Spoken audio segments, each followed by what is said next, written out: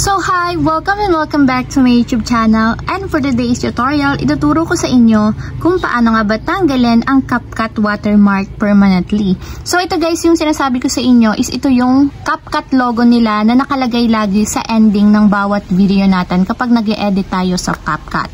So ipapakita ko sa inyo guys, i-open ko lang yung aking CapCut application, and kung makita nyo, mag-create ako ng bagong project.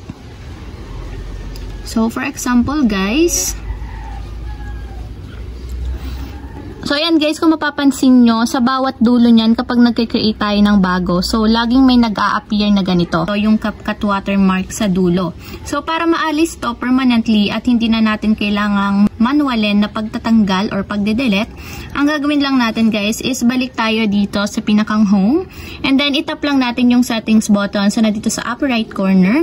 Then after yan guys, hanapin nyo lang yung add default ending. So yun yung tawag dun sa logo or watermark na nandun sa dulo kapag mag-e-edit tayo ng bawat videos. So para hindi na natin tanggalin manually yung mga logo sa dulo, pwede nating i-turn off na lang para wala na mag-appear na logo or watermark sa kada video natin. Minsan kasi guys, kapag nag-e-edit tayo, nakakaligtaan nating tanggalin at nare-realize na lang natin once na ina-upload na natin yung mga videos natin sa social media. So, ayun lang guys, ganun lang kasimple kung paano nga ba tanggalin ang CapCut watermark permanently. If you have a question, can you comment down below, and don't forget to hit the subscribe button and the bell to notify you for my new updates.